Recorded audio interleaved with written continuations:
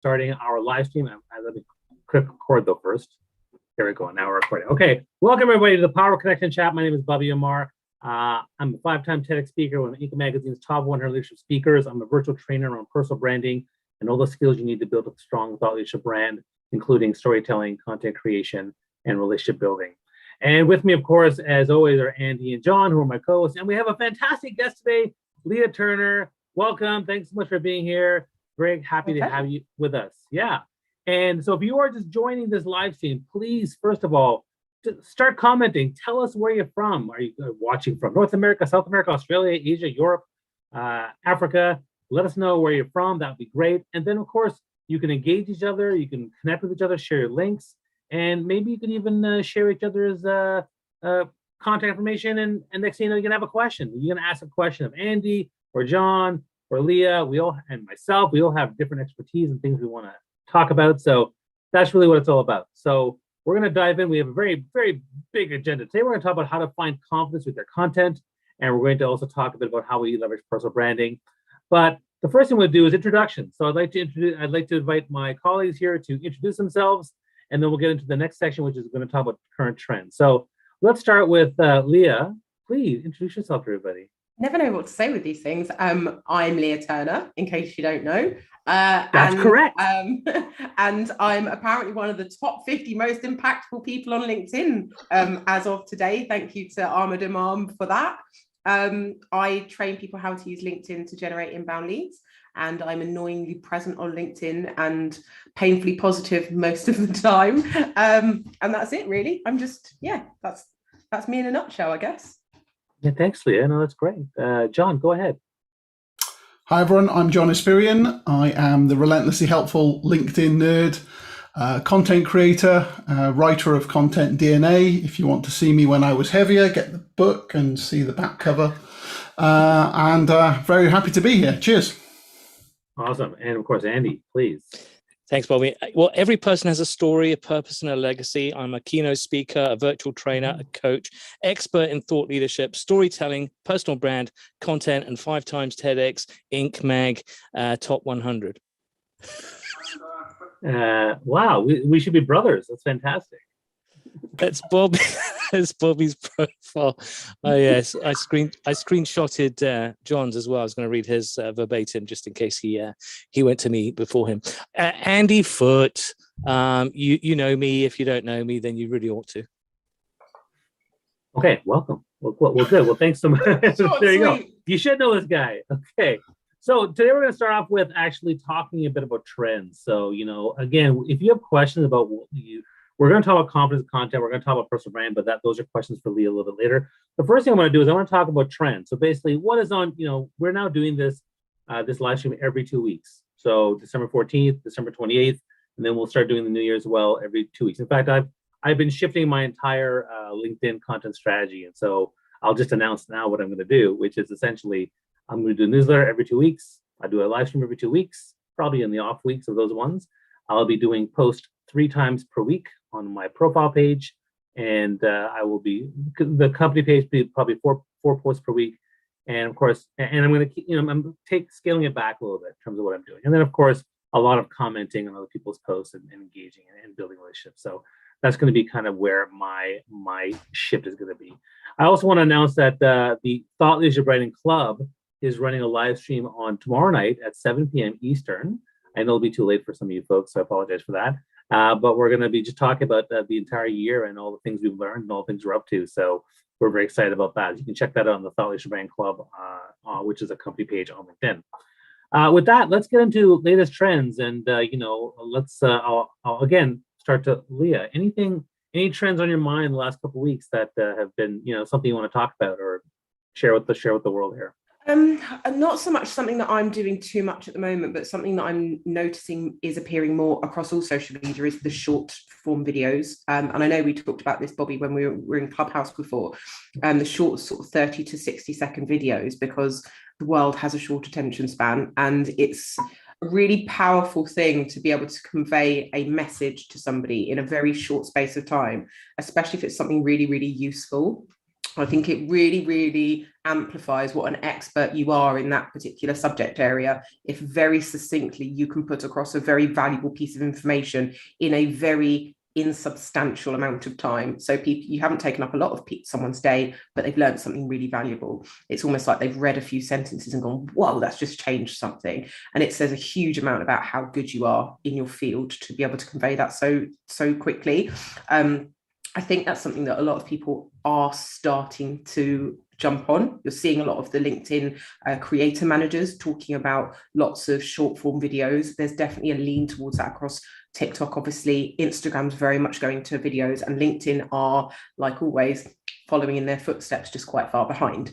So I think for all of us, we should all start putting in the effort to start getting better at video content if we want to jump on those future trends, because I think there is a future, especially on LinkedIn, with the shorter videos for everybody.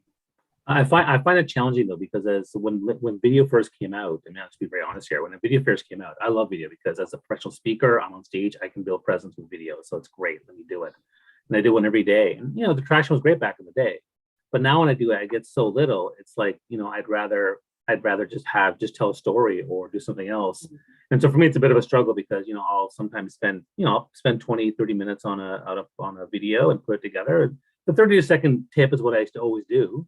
And, when I compare the amount of traction I get with that versus the other ones, it's very frustrating. I really hope that, that LinkedIn would prioritize these in the algorithm and at least get more views, because I just think they're the best way to build some really great trust relationships. So I'm struggling with that. I wouldn't do it personally. I wouldn't do it as frequently. I definitely recognize the importance of it, and I will continue to do it because I think it's a part of my strength. But it's just frustrating, for me. Can you not, though, Bobby? Can you not take things like when you do a live stream like this and take sound bites out of it and create short videos out of something? Oh yeah. So that works quite well. So you don't have to, you could repurpose content. Like I'm sure I saw Bill do it from one of the Clubhouse rooms, and he did like a little visual of a soundbite, and it was a 30-second soundbite of something interesting that had been said during the Clubhouse room. And that's kind of, I think those are really good ways of doing it for people like you who can't necessarily or don't want to necessarily do it in a short manner like that. You can take those sound bites of interesting things that have been said on podcasts or interviews and then turn them into lots of different small pieces of content, which you can then use across TikTok and Instagram and post on LinkedIn and have on your website and anywhere else that you want to as well. So suddenly one live stream like this can be so much more useful for creating multiple pieces of content. Absolutely. I mean, I've done over 150 live streams, although I haven't actually repurposed any of them. So that tells you how much a lot of material. Content. Yeah. Now, what about John? Any thoughts on this on the video content piece? I think this is a sign of the creeping TikTokization of LinkedIn. Oh, versus the Facebookization. Yeah, and I think that's here to stay. 2021 stats say that more hours are spent consuming TikTok now than YouTube for the first time ever.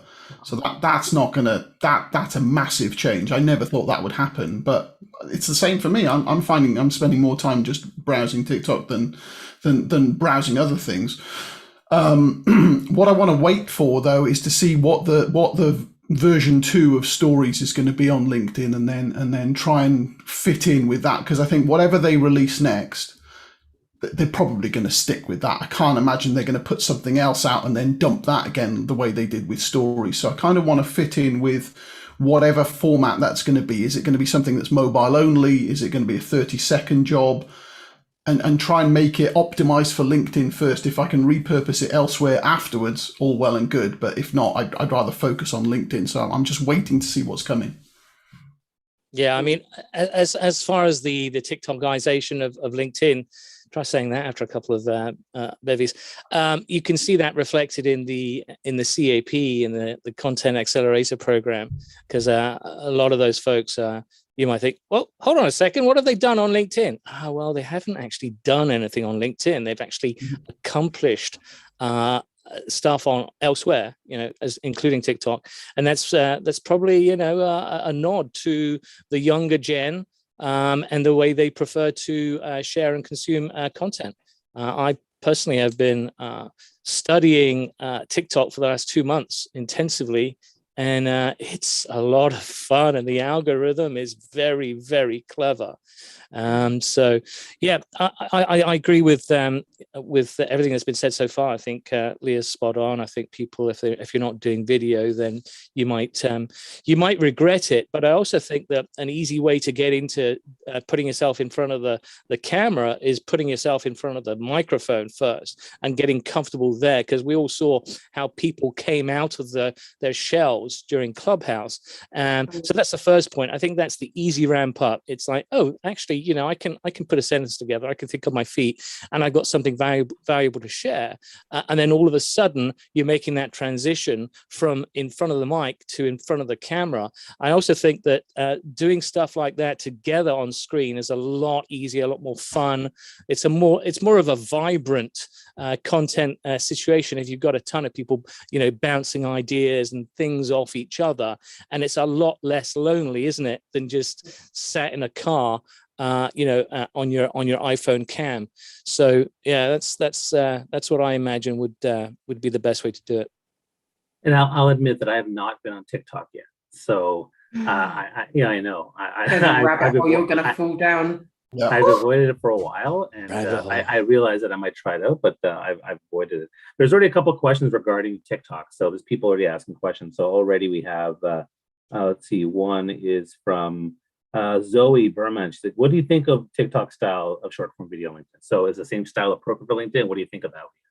I think it works really well. I've done a few, and I've seen people who've got 3 or 4 minute videos that will get a fraction of the views, and they've got far bigger followings, but they'll have these heavily edited, heavily planned, heavily scripted videos that have taken hours to create, and they've got triple or quadruple the amount of followers that I've got, and they're getting a fraction of the visibility that my 30-second TikTok that took literally no editing, or it's a 60-second Instagram reel with automatic captions. I've done no editing on it whatsoever, and I'm just literally putting it out into the world, and suddenly you've got like 25,000-30,000 views on it, and it took me like under 2 minutes from starting to posting. And like I think that's the thing, more than people want to consume 30-second videos. It's that people want to make video content, but they don't want to spend hours editing and scripting and subtitling and all of that, because we're busy. We don't have time for that.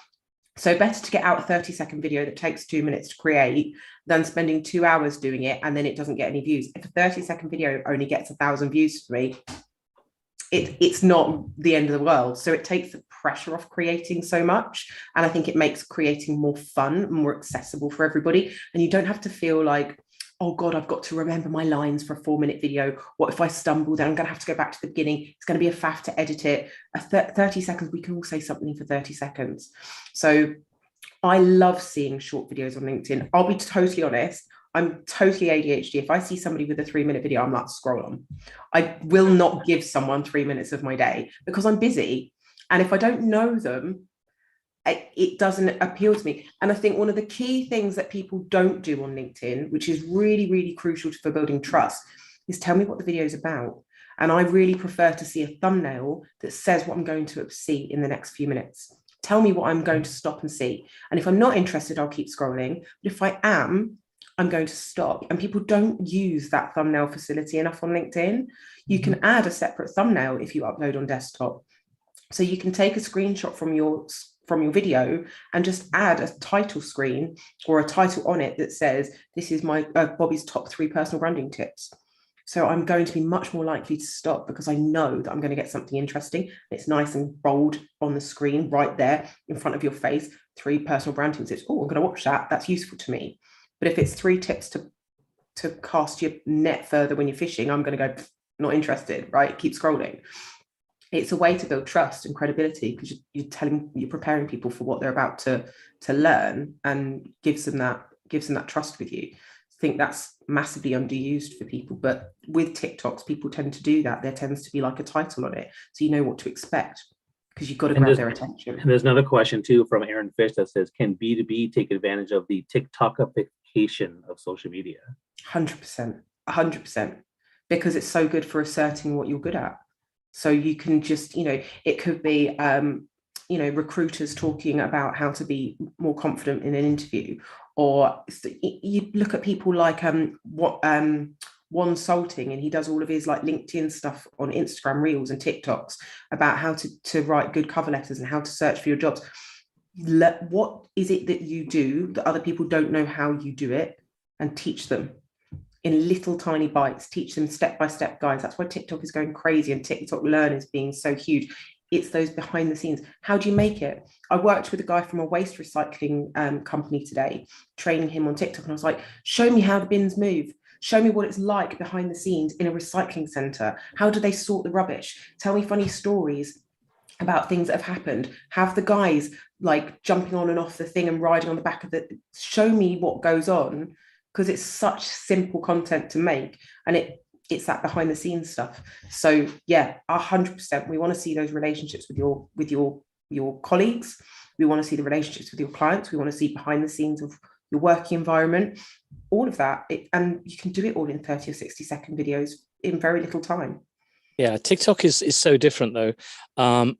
You don't get thumbnails, but you do get sucked into the feed, because I just keep scrolling, and the algo is so clever that it understands what I want to see more of. And there are, I mean, the story, right? The idea that you have, whether it's a 30-second or a 3-minute, is always going to be key. But TikTok does some very clever stuff. So you've got very, very catchy or cool music, if you wish. You've got stuff that, for example, right now they're doing what made you what post went viral for you in 21. So now you're seeing the greatest hits. And if you look at those, they're usually hilarious. And the other thing that I find is you can't sometimes distinguish between the ones that are actually a setup. So, and that's if you can pull that off, that's pretty spectacular too, because did that really happen? Was that so random and it was caught on camera? So yeah, it gives you everything. I would love to see LinkedIn give a very similar capability on LinkedIn, and then see what people do with it. But B2B, if you're clever and you've got funny bones, yeah, you could definitely go viral, as opposed to going viral with a text post or a slider. That ain't going to happen. But if you do something which is truly original and laugh your socks off funny, then I think it's all there to for the win. Yeah. I think the key insight for me is that I'm not seeing any B2B content on TikTok, which makes it a blue ocean. It's something that you can do that others aren't doing, and that gives you a first mover advantage. So take it while you can. On TikTok, but also even using it for their B2B content on LinkedIn as well. So for the pages. Let's move on to what's on Andy's mind the last few weeks. Well, yeah, in the pre-show chat, we touched on this, but I bet that all four of us are probably thinking about that bell, are probably wanting to talk about, not just the what, but also the why. And I think it's stunningly the biggest by far change on the platform since LinkedIn Publisher was rolled out to the plebs. I think that it's huge, because all of a sudden you've got a subscribe option for short form content. And if you're a long form content like myself, who prefers that vehicle to market, you actually get 2 bites of the cherry, don't you? Because you've got the ability to subscribe to someone's posts, and every newsletter that you push out starts with a post. So you've got, okay, notify me when Andy posts, short form, a post, and then also the option to reel them in as a subscriber to your newsletter. I'd love to see the bell option to follow, for example, Leah in her post, rather than going to the profile page, because that's a barrier, right? People really don't visit your profile page unless they're nosing around and want to find out more about you. But to combat that, though, if you have the bell activated on somebody and you're notified every time they post, when are you ever going to visit their profile? And therefore, does not the profile end up becoming redundant? I prefer to have the bell on the profile because I want people to go to my profile to be able to do that, because I want them to find out more about my service, because I don't necessarily post all that information all the time. That's my sales page. Well, if we keep an eye on the profile page visits, we'll be able to see what happens. But we always see a surge, don't we, when something is caught? Either we've been recommended or we've landed on, a top 50 list, or as recently happened, there was a guy in Saudi Arabia who's been following me for a while, said, hey, here are the people to follow. And there are, I don't know, 8 or so. And I got like 200 connection requests. So I had to go through those and decide who I wanted to, to connect with. So yeah, you're right. That's, that could be an issue, but the why, would love to talk about the why, but also want to hear what Bobby and John think about. When I say Bobby, I want to say Johnny. Well, sorry, one quick Bobby thing. Johnny. One quick thing though, Andy, can you explain to the viewers just about the basics of the bell? Where is it? Where they find it? Yeah. So in the last, week and a half, this thing appeared, actually it was probably 2 weeks ago, and people like Alex Lowe, another few people basically said, "Hey, have you seen the bell?" And I have no idea what they were talking about. And then as it is being rolled out, essentially it's a notify me or subscribe option. That's what it's called according to LinkedIn, and it appears below your banner. I think on the far right. It appears on other people's pages, right? You won't be able to see currently if you have the bell on, even if you have the feature, if you have the bell on your profile page. So Leah, let's say Leah's got it, right? She can see the bell on my page. It appears there for the clicking. Once you click on it once, voila, you are subscribed. You will get notified every time Leah wants to see John's, Bobby's, my post. She will get a notification saying, hey, Bobby, blah, blah, blah, has posted. So that's straight into notifications. Apparently it works pretty well. If you click on that bell twice, it actually unsubscribes you, but it says something like, you will only see Bobby's top posts. Which is interesting. We can analyze that because that's the standard. In other words, that's the algo distribution method. So maybe top is coming into that, and whether or not our posts are top quality, I don't know if that's a reference to why they call it top. So 1 click to subscribe, 2 clicks to unsubscribe, but essentially it's notifying you whenever someone, an author, a creator you're interested in posts, so short form posts, you will get a notification. That's it in essence.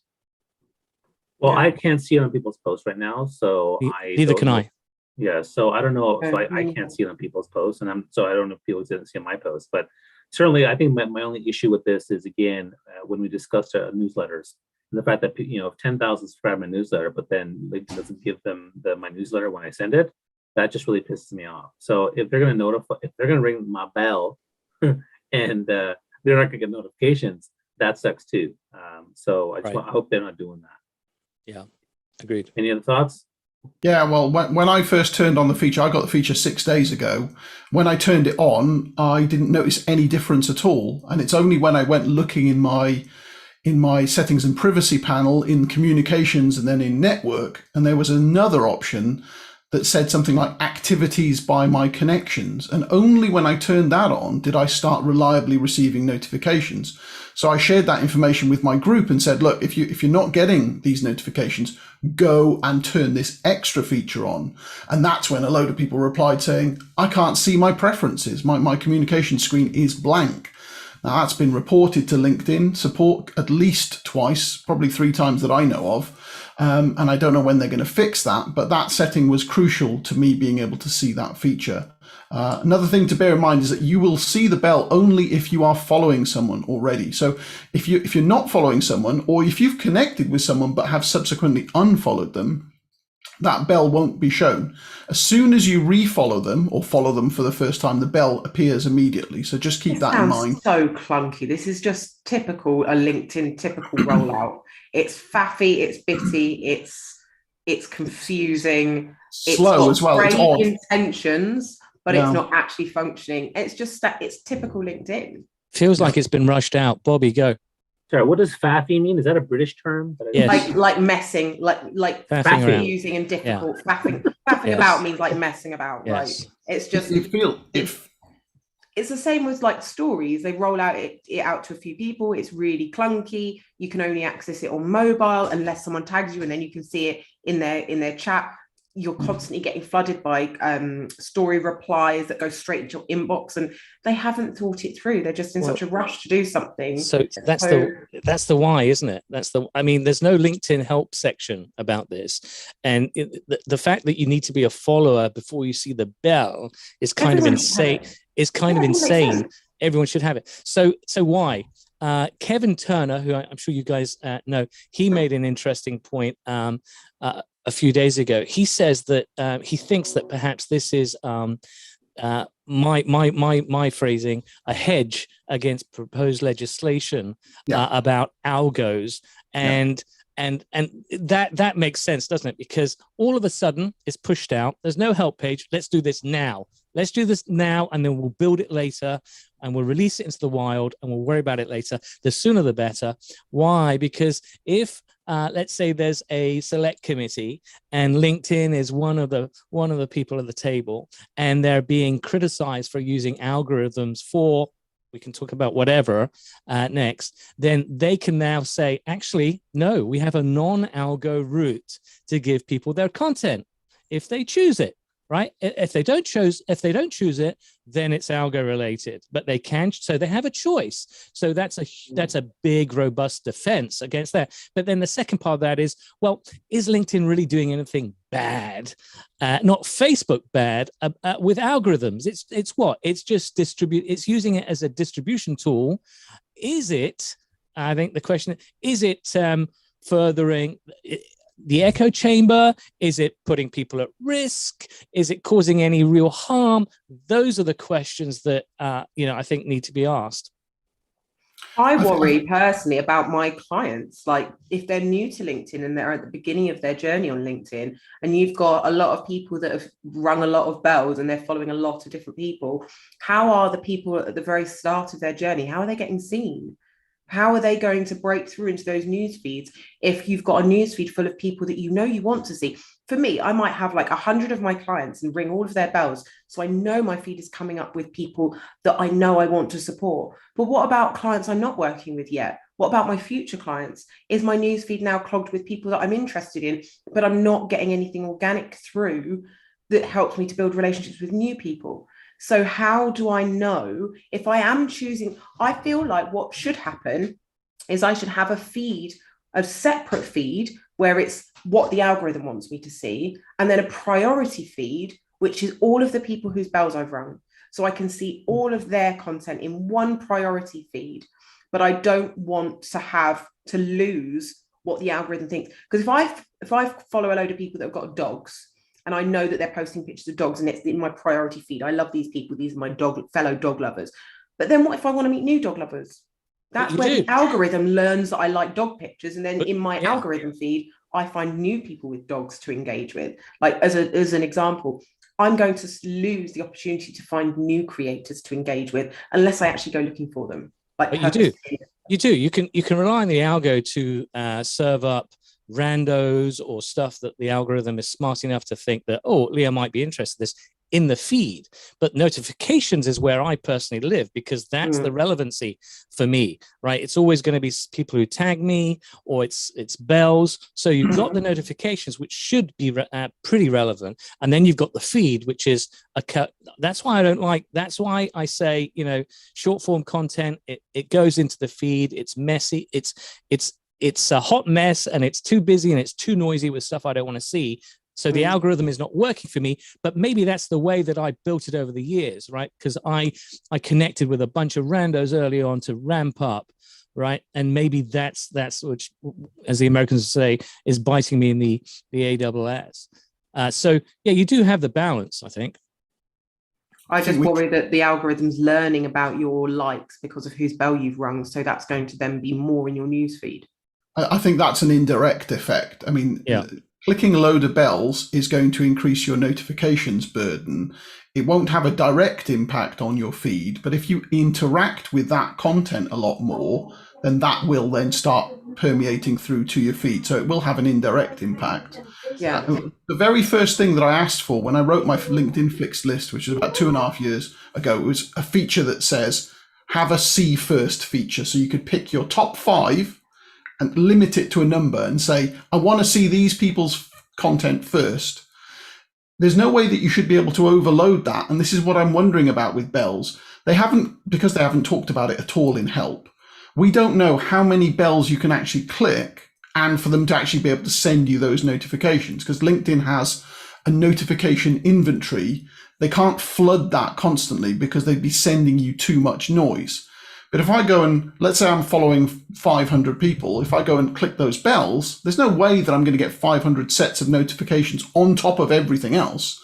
There's just not enough space for LinkedIn to show me all of that, which suggests that there's probably a silent limit to the number of bells you can actually effectively click, which LinkedIn won't tell us. And they haven't given us a kind of dashboard that says, here are all the bells you clicked. Do you want to go and see all those right now? Right. That would be a lovely kind of back-end feature. They haven't given us that either. But apparently, I'd much rather have that than notifications. I'd rather have a bell feed of my favorites. Apparently that's coming. We're gonna get Beth Granger in my Discord group apparently found out from her creator manager that we will be able to see who has subscribed via the bell. So that's going to be useful.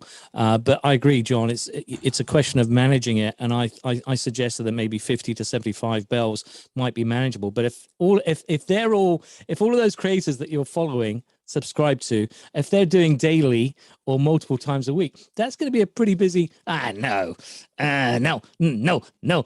unsubscribe. So be careful with that. And the other point that I want to make about this whole bell situation is their pods. This now makes them more powerful, right? Because all they'll say to their members is, all right, bell each other, bell ends. And there's a never ending. And so they'll now have that tool where, it pulls them closer together. They're more cohesive as a unit. So it works in their favor. But again, we can spot pods. We know what they're all about. And we don't have to have any part of it. Yeah. I saw a screenshot today in the article that I mentioned to you earlier, Andy, by Toma at LinkedIn. He included a screenshot of the bell showing up on mobile profiles. And I only know one person who has that. So I've got the feature, but I've only got it on desktop.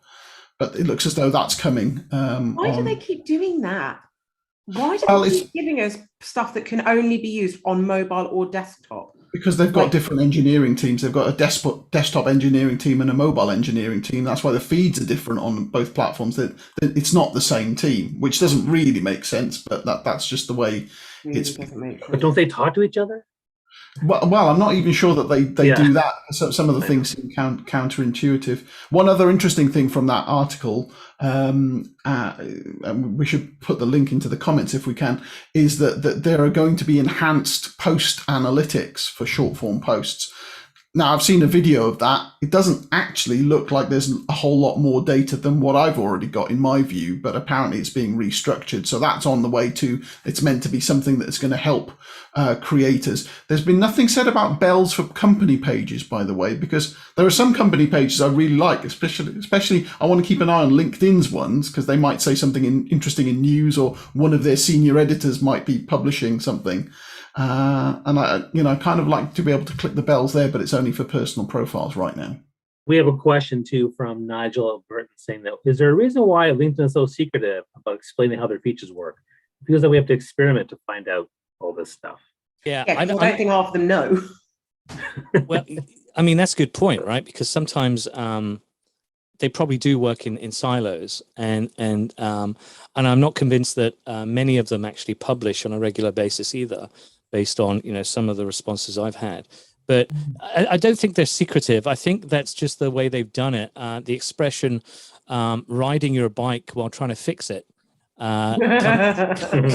comes to mind. That they do this. They do a lot of stuff which is, it's thrown against the wall and see what sticks, right? It's experimental in nature.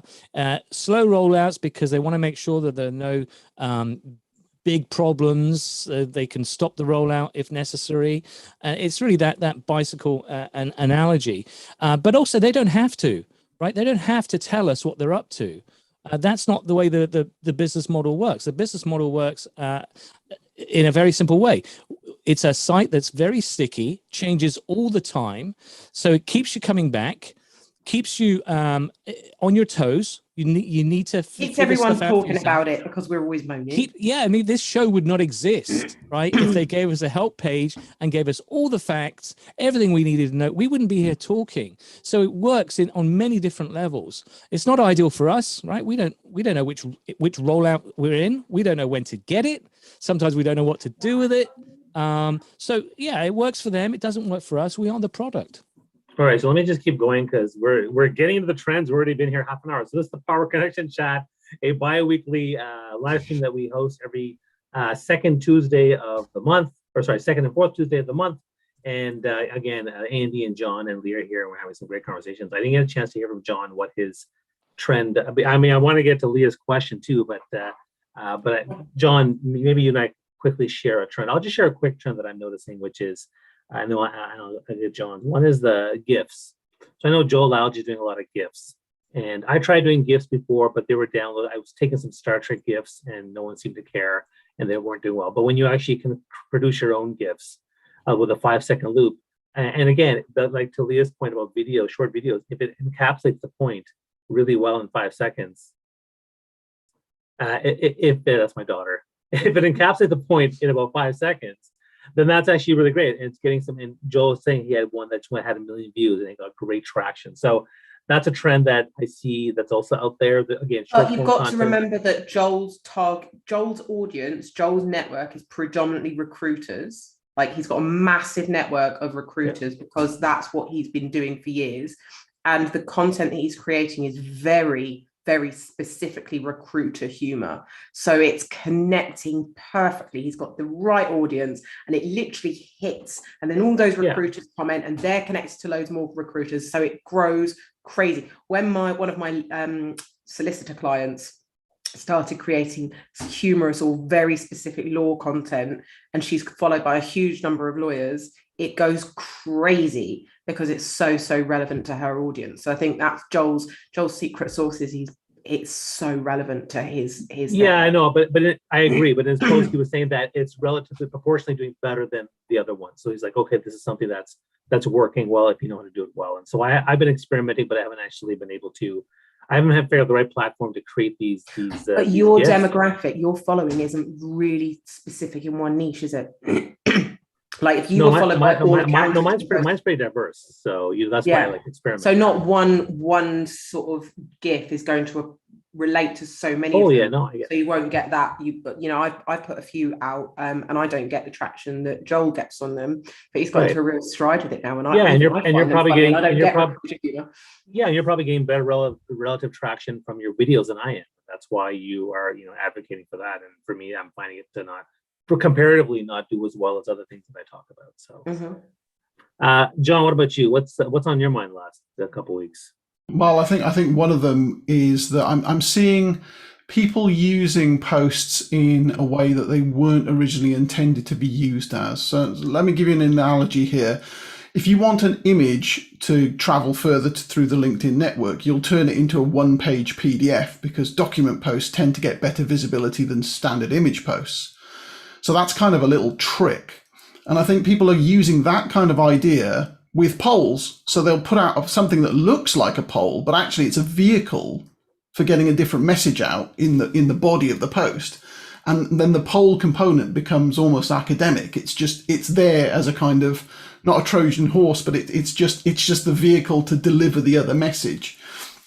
So I'm not too happy with that. And I'm starting to see some kickback on polls. And so I saw one today from someone saying, I'm fed up of these. I can't opt out of them. Next time I see one in my feed, I'm blocking that person. It's like really, the nuclear option.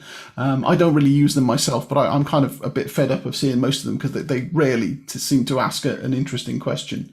And I guess the other thing is the ongoing situation with newsletters. A lot of people said, we're gonna wait till the new year and see where the dust settles. But I'm starting to get a few more invitations as people are having a go at this. I'm interested to see what happens when people reach episode 2 of their newsletter, because the first one will come out with a bang. Everyone will get a notification. Loads of people will subscribe. What happens when that second one goes out? How many people are unsubscribing? How many people are actually clicking through? How many people are reading the email? We're not really quite sure, but I think the people who are going to just last and keep doing it on a regular schedule, they'll win. Everyone else is just going to fall by the wayside. So I'm interested to hear what people think about longevity of newsletters, but those are probably the couple of things. What do you reckon, Andy?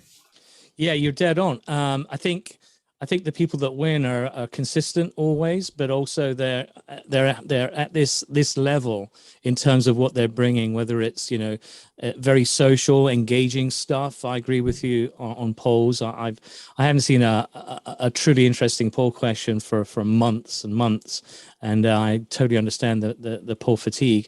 So if you're consistent and you're a high quality content producer, your own strength, and you keep in that lane, I think you're going to win. But for the future, I think we're going to see metaverse on LinkedIn. That's I think it's inevitable, and it's just a question of when, not if. And imagine, for example, what I was saying earlier about the difficulty in some people, putting themselves in front of the lens.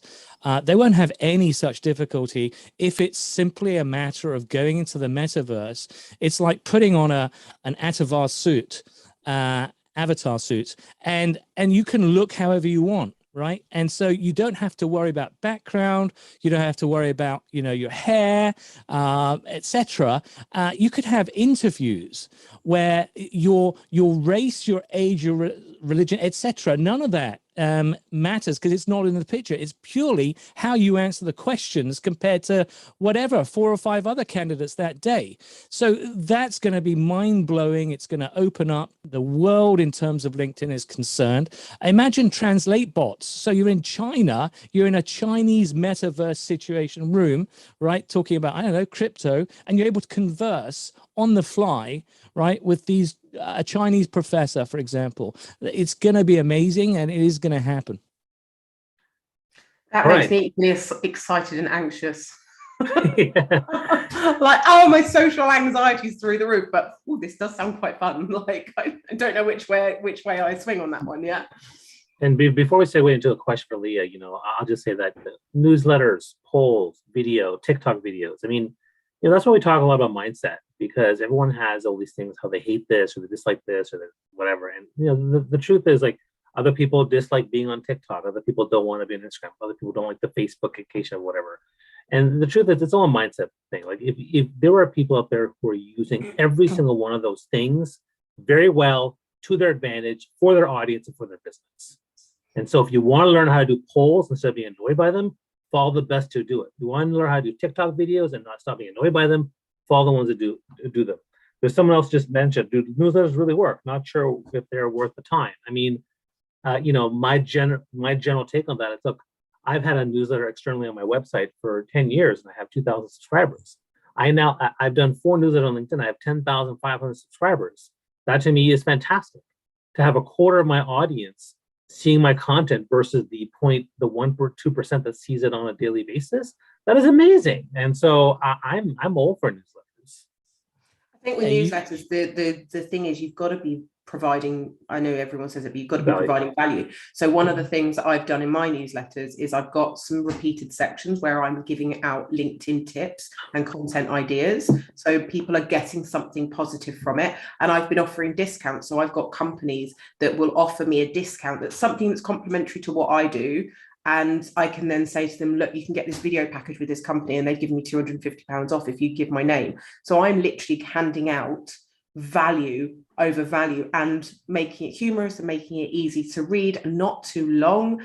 And so people know when they come back to my newsletter, it's not just me rambling about one particular subject that I've popped off the top of my head. It's something that tangibly they can take away with them and use. So I think that's going to be the key that keeps people coming back, is that you're playing to their interests and giving them something. And you can tell if they're working, right? Because your newsletters, you don't get growth. You don't get subscriber growth if your newsletter's crap. So in that sense, it's a very, basic stat, but that's a good sign that whatever you're doing, you're doing well or right. Sorry, John, I cut you off. Well, I mean, just to respond to that point, I think your newsletter needs to be either comment worthy or shareable, because otherwise all you're going to do is delight the people who've already subscribed. But if they're not telling anyone about it, either via referring that content through comments or sharing the stuff through dark social, DMing a load of people that you never see, saying you've got to subscribe to this, then that thing won't grow.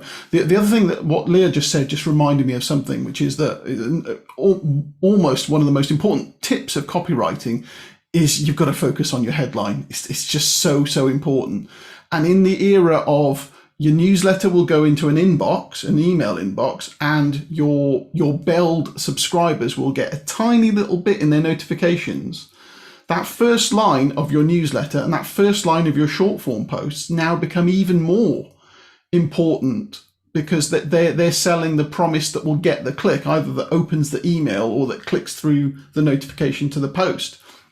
So whereas we used to think, you've got 3 lines to play with, or maybe if it's text post, you've got 5 lines to play with. Well, maybe you've got 1 line to play with, and that's your headline. And if you haven't hooked them in that period, they're not going to click through. Might be the best post in the world. You start with a stupid headline, they might not come through. So redouble your focus on your opening line. It's really, really important. And if all of this stuff ever gets indexed by Google, even more so. Only 10% of my short form posts are indexed by Google, but still, I write everything as though this is a headline and here's all the rest. And if you're really lucky, name recognition will get you there regardless of your headline. If your headline is crappy, it's, hold on a second, it's Leah. I want to see what Leah has to say this month, this week. So that's the rarefied heights that you want to aim for, obviously. Sure. And you become a Leah by doing something very, very well for a longish period of time. It's longish. It's longish. Yeah, she's 2 years into your LinkedIn journey now, and at the peak already. I mean, that's. This isn't my peak. This is not my peak. Oh. Yeah, that's it. It's all down. It's all down. Still on the way up. It's all down from now. Oh yeah, just look at John. I'm kidding. I'm kidding. Now, if you've got that brand reputation and you've got a compelling headline, you're going to be unignorable. Then that's what you want. I threatened to get a houseplant if they didn't open my newsletter, and that worked quite well. So it's just being creative and Absolutely. All right, speaking of Leah, though, she's our guest of honor today, so I want to make sure we get to the questions for her. So we have a question for Leah to answer. And again, if you have questions you want to ask Leah or us old people here, you can ask us too, but you can ask Leah as well. She's the star today. We want to feature her. The question number 1 is, you talk about confidence in content, and so that's something that most creators struggle with. Can you share a bit of your own journey, Leah, and what are some of the biggest insights have been around confidence with content? So I think one of the big things that people forget when they see me is that they don't realize that I'm actually quite introverted, and they just assume bright blonde hair and creative, that I am comfortable in the limelight, and I'm not. So actually, when I first started creating content on LinkedIn, I wasn't being myself. I was trying to be corporate and fit what I thought people wanted to hear. And then I realized that wasn't connecting with people. And I went, oh, well, I may as well give it a go. But my confidence is a constant work in progress. Each time I'm about to do something that I haven't done before, or like put my prices up or introduce a new product, I have the same imposter syndrome that everybody does. And it takes my boyfriend and my friends and my close clients that sort of say to me, you're not, this is rubbish. You're like, stop thinking that you can't, look at what you've done. And I have to have somebody speak to me and sort of say, you've done all of this stuff. Why are you doubting yourself? You're being ridiculous. And I still need that. But you can't build that confidence until you start stepping outside of your comfort zone. So when I'm speaking to my clients, I say to them, look, I'm not expecting you to be posting your deepest, darkest secrets and all of your woes and your struggles. I don't expect that off the bat. But the more you start posting content and engaging with other people's content that feels truthful, that feels honest, that feels slightly vulnerable within your comfort zone, you're going to start easing yourself into that and go, actually, do you know what?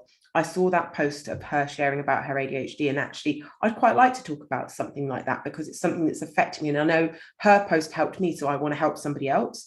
So it's a case of allowing yourself to be pushed just a little bit beyond your comfort zone and embracing that, and remembering that we can do hard things even if we're scared. We can still do them.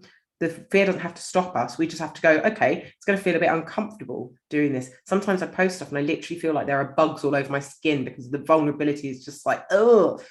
but the impact of it is so huge that you realize that that uncomfortable feeling was worth it. And then my confidence shoots up a level. It feels uncomfortable in the moment, but afterwards my confidence goes up. So I think you've got to let go of that need to get lots of engagement to impress other people, and realize that sometimes your content, it's not going to get engagement from lots of people, but the right people are going to see it. And someone is going to slip into your DMs and say, thank you so much for posting that. It really changed my life. And actually, that's more important than getting 1 million views. The impact that it has to one person, and that person is then going to become a devoted fan to you and support what you do and mention your name to people who need your service. And really, that's way better for your personal confidence than having 1,000 likes on a GIF, 1 million views on a GIF that isn't building your brand, isn't actually doing anything for your business. That's completely pointless unless it does something to help you with your business. That's why we're on LinkedIn. So better to impact a small number of people significantly than millions insignificantly, you know? So I think that really helps, is just trying it and biting the bullet and joining us with content. Post. There's so many people that don't post, and it makes me sad, and they're so afraid of it. But you can't get confident doing it unless you start. That makes me think about Andy and John. I mean, where did your confidence come from when it came to putting content out there? I mean, it is just habit and started working on it. Like, I mean, I'm just curious about how that happened for you in your history. Well, for me, I'm a professional writer. I spend a lot of time writing, and it's just exhausting to try and pretend to be something you're not. So in the end, when I eventually kind of relaxed and started putting stupid cartoons into my content and just having a bit of personality and just being the way I am when I speak to people, it became easier to create the content, and it resonated more with my kind of people. So it just came naturally over time. It was about 2 or 3 years where I just wasn't doing that, and my content wasn't getting any results. But through repetition and through just being exhausted by pretending to be suit and tie when I'm jeans and t-shirt, then it started to work. And everyone else I've spoken to has kind of, who's had success, has had that, no one's coming in at 100 miles an hour as themselves from day one and smashing it. People don't do that. Everyone tries to conform and look around them and see, try and play by the rules. But the sooner you can just relax and be yourself, then the more you've got the opportunity for people to love you and resonate with you. And that's the secret. Just be you. What about you, Andy? I'm just curious. Yeah, I was going to say, John and I are very similar because we're both writers. So we love the written form. And yeah, I think my hallmark is, and I think where my confidence comes from is that I like to simplify, and I like to put myself in the shoes of the people that are reading it. And I think to myself, well, what do they want to know here? But also, I never forget my tagline, which is advanced LinkedIn strategy. So I don't just report the news. I also want to understand the why. And I think that's often a very rich vein to mine. I think people love to know what's going on. It was back to that question about, why are LinkedIn so secretive? Well, I want to pull out some of those answers, hopefully. And as John said, it doesn't happen overnight. But at the same time, you've got to accept that sometimes it's probably not going to happen. So in other words, you've got to find your strength. If you feel that you're bashing your head against the wall and you're not creative, and then maybe find another medium, find another way of going to market. Maybe it should be in front of camera rather than the written word. And so, or if you really are stuck for creativity, then you've got to hire someone. Frankly, you've got to get help. You've got to hire someone like Leah, because you can't be a Leah Turner. That's never going to happen, right? But you can find out the technique she's used to amplify your brand in a way that is true to yourself. But yeah, like I say, sometimes it's not going to happen. And I do feel that there's it's a 2-tier system on LinkedIn, that there's a bottom tier that will never ever get the eyeballs no matter what they do, and then if you're lucky enough to get into this rarefied atmosphere where you become well known and it's just your brand rather than your headline that basically sells tickets to, you know, the John Espirian or the Bobby Umar show, then you're golden. That's a wonderful thing. Not to try to for. pitch my products at all, but this is why I created the products that I did, because I saw this massive deficit in people being able to be creative. So they saw the carousels that I was making, they saw the banners that I create, they saw the videos, they saw the templates that I was using, they read my posts, and they're going, well, I just don't have the ideas. So I created content prompts, I created content calendars, I created profile templates to help people to do that. So they can take my creativity and repurpose it for themselves. So they can be creative, but they've got that leg up. And I've created almost like a step ladder for them and said, here, I've done the hard work. You just need to change the colors, fill in the blanks, and then you've got an amazing profile, or you've got a year's worth of content ideas with leading questions to help you be creative. Because that's what I saw with a lot of my clients. They don't have that. It's not that they're not creative, it's just they don't have they're not into the habit of spotting things in their lives that would make good content, or spotting ideas. And it's not that they're not creative, it's just then, or that they're not interesting, which a lot of them think. It's they're just not spotting what will make good content, because they've got the idea that they need to write some Shakespeare sonnet for people to engage with it. And actually it's not. It could be as simple as what you did that morning, or something funny that happened with a client. It doesn't have to be some War and Peace style piece of writing. It doesn't have to be some highly edited video. It can be simple. People overcomplicated it and then get like completely filled with anxiety and then just don't do it. I've always been a learn by doing type person. So for me, the more I do something, practice makes permanent the habits, the attitudes, the beliefs within your head. So I think that's a big part of it. But then I also, for me, personal branding has done very well, because when I dove into my personal brand to understand my values, my skills, my traits, and also seeing what people saw in me, what they liked about me. And when they started to, say very clearly, Bobby, you should become a professional speaker, I was far more confident doing that than I ever was in the corporate space. And so I find that personal branding is also a great tool to help you understand who you are, what your strengths are, and where people will resonate with you. Which segues nicely into the next question for Leah, which is and actually, sorry, there's a question too. Maybe I should do that first for you. Actually, it's a nice question for Leah. But he says, Simon Ward says, what do you do if you're not particularly creative, me, but just want to get good, solid advice to your target audience? The more pure creative there is out there, pot plants, the harder it is to get a boring but valuable message out. If you're connecting with the right people that are going to receive your message well and find it useful, then you have a network full of people that you can entertain. Now, you don't need to do it in any fancy way. There's no fancy way. Get your tripod, get your iPhone and speak to the camera for 30 seconds and give me some advice. Caption it and post it. Tell me in the text what you're going to teach me. It doesn't have to be super fancy. It doesn't have to be super complicated. You don't have to have fancy backdrops and editing skills. It can be simple. You just need to be saying something that they need to hear. And tag a few people in the comments that will find it useful. Make sure that you're engaging with active people that will find it useful, and support their content so they'll reciprocate. So you don't have to be. I think there's a huge problem with comparison. People see someone who's creating content like me, or someone like Andy, and you guys, you're all very confident with the content that you create because we've been doing it lots, and they assume they're comparing their day 1 to our day 1500, and they're going, well, why can't I do it like that? Look at all of their engagement. I started with no likes on my posts, and I built it up, and I know what my audience likes now because I've been doing it frequently. So I know what to say to engage their attention. I know what they want to learn about. So you have to learn, and part of the learning process is taking a bullet a few times and getting absolutely shit engagement. And you just have to kind of go, okay, well, that's going to happen, but I've learned my lesson from it, and I don't do that kind of content in future, or I need to make it better. And get feedback from people. Ask people for feedback on your content. What did they like about it? What do they think they could do more? It's something that I deal with a lot with people.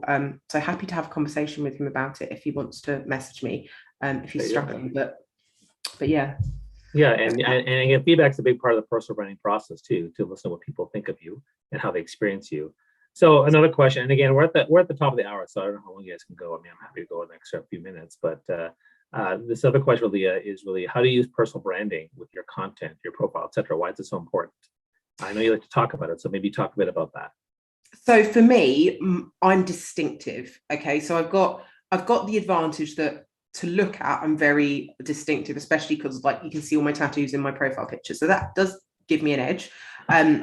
But I use things like the pink background and the rainbow, and I use those colors and I use the same fonts and I use the same kind of wording, and you'll see it throughout my content. So if I post a screenshot, it's got a pink background and my logo on it. If I post a video, the thumbnail has got a pink title screen. I've got a very distinctive logo that you see throughout. If I post a selfie, I've got my mug with my logo on it.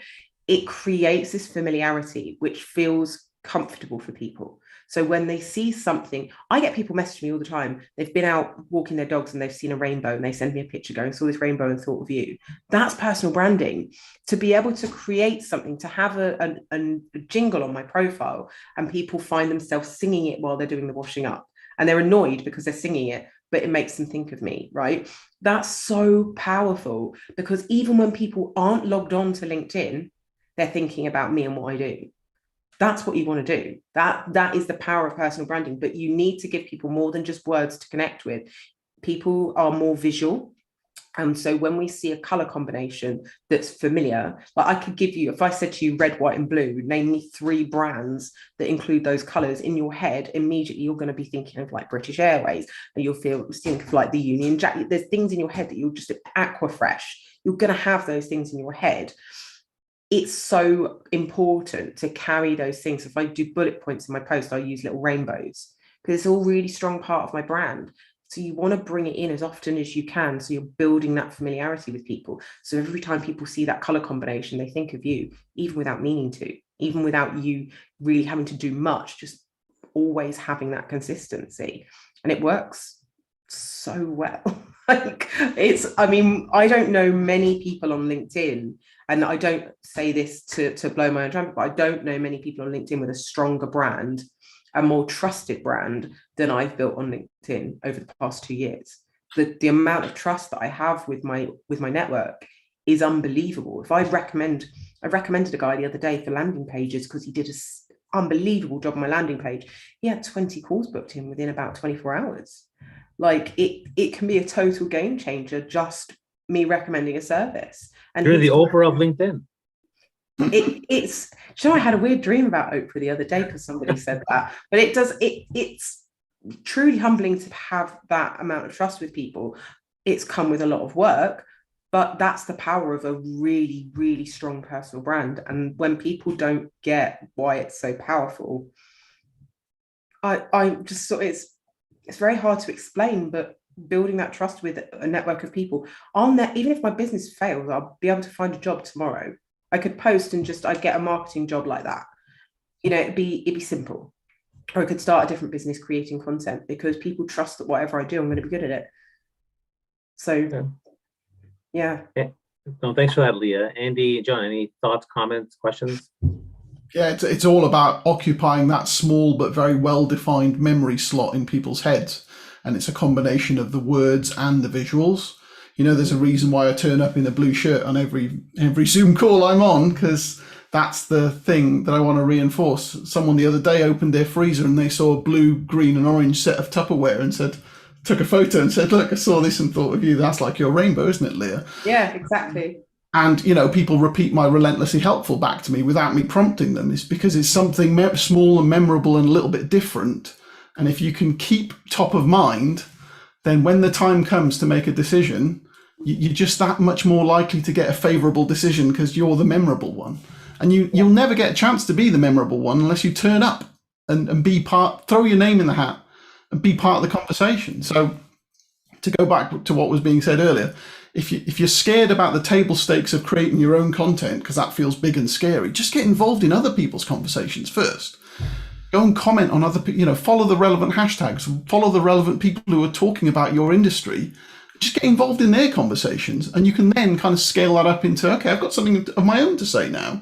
But it's a great conversation builder. It's a great place to start. But yeah, It's also like giving, I think, is a really strong part of branding as well. Because I did something the other day, I posted on Friday night. It was like, anybody want a Christmas hat on their profile photo? And I had a whole, like hundreds of people commented. And then a few other people joined in to help do all the canvas. And we put Christmas hats on loads of people's profile photos and turned them all Christmassy. And of course, as a result, tons of people posted their Christmas picture and tagged me and said thank you. So my name got out there even more, and as doing something giving and helpful and fun for people. And it was a fantastic person. That wasn't my intention at first, but then the sort of byproduct was like, oh, this is quite a good move, wasn't it? So doing things for people and giving things to people can be a fantastic way to get your brand out there more. Not saying give away all your services for free, but being somebody that is supportive and helpful, like you, John, with your Relentlessly Helpful, it stands out to people and gives them a reason to talk about you. So yeah, one of the best ways of being memorable is being the hub of something collaborative.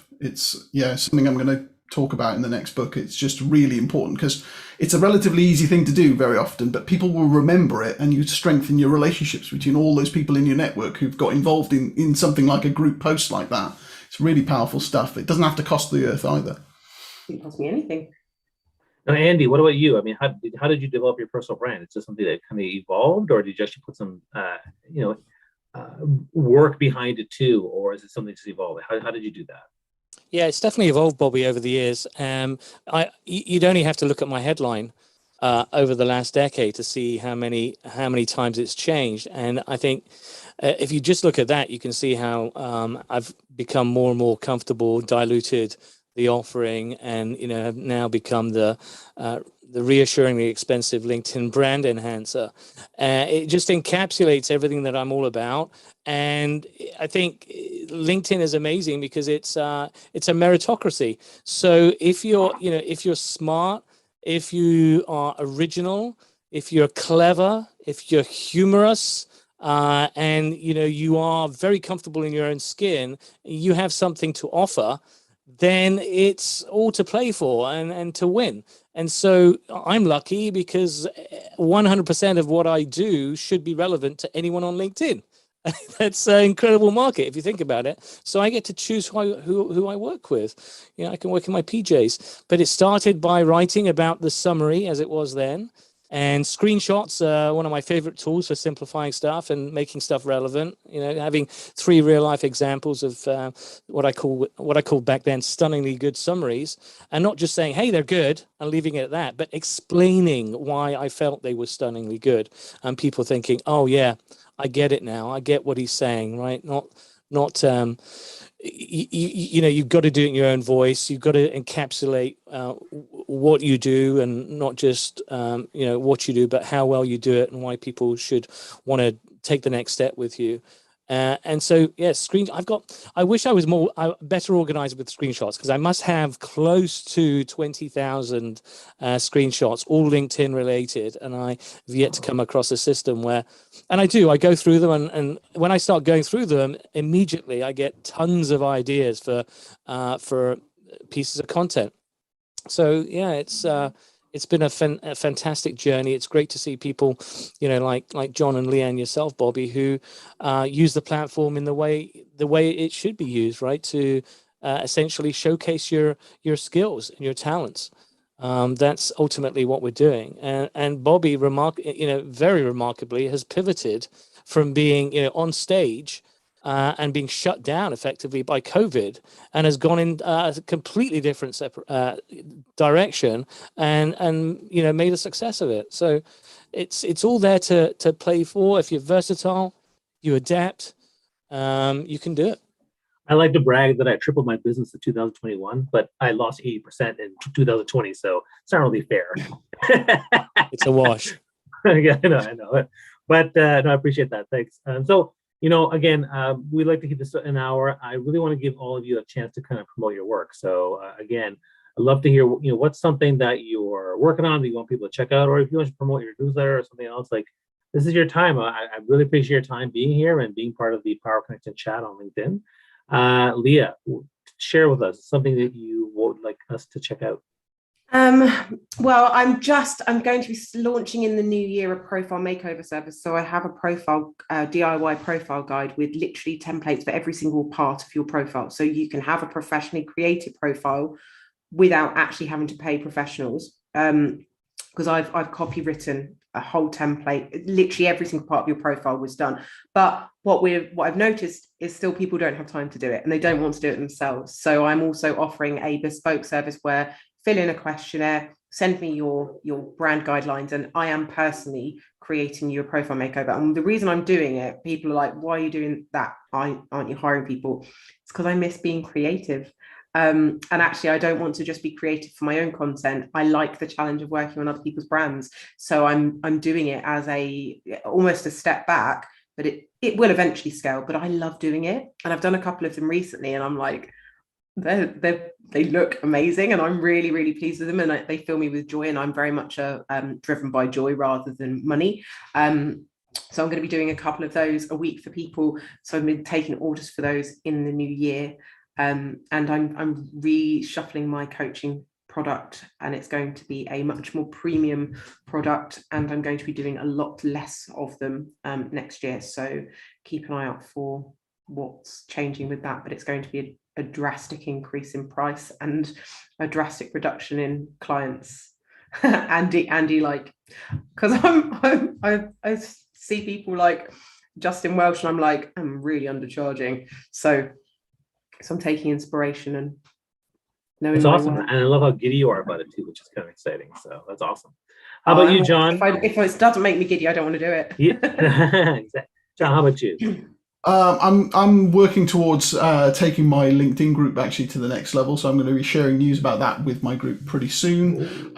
Current experiment is finishing at the moment, so that's about tracking the number of link clicks I get in my short form posts. So I should have the results of that sometime next week. And then next experiment I'm going to be doing is comparing video views versus video impressions, which are not the same thing, and a lot of people get confused about the two. So I'm doing a test on that over the next month. Awesome. And how about you, Andy? What would you like to share with us or promote? Yeah, I've got at least 2 newsletters bubbling up in my head right now. It's just a decision of which one to publish next. And like John, I'm working on my group activities too. My group is called LinkedIn Action User Group Heroes, and I'm making the painful transition of making that a paid group, because people have enjoyed it for 3 years on Facebook, over 1,000 people, but now I want them to pay for it because clearly it's valuable. But beyond that, I'm just getting my suit for the metaverse ready. You're not getting your sleigh ready for working on next that week. Yeah, so I all of the presents have been bought, Leah, so I'm pretty happy. Thank you, Amazon. Wow, that's amazing. Thank you, Amazon Prime. Yeah, I get all my presents when I get there, because so this Friday I'm flying out the West Coast, first time in 2 years, to spend time with my in-laws, going for 3 weeks. I'm excited about that. And the main thing I'm working on, honestly, is my newsletter strategy. Like, I've done 4 now, and I've been pushing them hard, and now I'm going to do 1 more before Christmas, and then I have my plan for the year, because I think it's been really great to do that. And I've also been investing. I'm a huge proponent of social audio, and I know it's coming to LinkedIn. And now I'm putting together a training series on how to do social audio. So whether it's Clubhouse or whether it's Twitter Spaces, which I've been doing a lot of work on the last 3-4 months, how to use those spaces and then integrate it into your brand, integrate in your business. Because there's some people who don't want to do them, but I'm like, whether you do a live stream or put time in a newsletter or put time in your video content or your storytelling content, or even host an audio room, those are all forms of content that we do to put our value out there and build relationships. And I find that videos, live streams, and audio spaces are the best way to build trust and build community. So I'm heavily invested in doing that. So I'll be doing more on that. And we have a live stream tomorrow night on the Thought Leadership Branding company page, Thought Leadership Branding Club on Clubhouse company page on LinkedIn. And you can take a look at that, and there'll be a bunch of people sharing all the cool things we're doing. And I think with that, we'll probably end today, guys. Thank you so much for being here. Thank you, Andy. Thank you, John. Thank you, Leah. You guys are awesome people. I feel like all 4 of us are Brits, so because in case you didn't know this, I was conceived in England. So just so you know. Where? In near Leeds. My family lived there I for thought 3 you were years. going to go a bit biological there with the No. No, my family lived in England for 4 years, and then my mom got pregnant, and then 6 months later, they moved to Canada. So, I'm part British too. So I've had a really good time hanging out with you guys and, complaining about faffy things. And is that right? So glad he said British instead of English. Oh, okay. There you go. All right, everybody. Thank you so much. Guys, follow these people, connect with them, DM them. They're lovely, amazing people. I appreciate you guys. Take care. Have a great holiday. Bye, guys. Bye. Thanks, everyone. Cheers.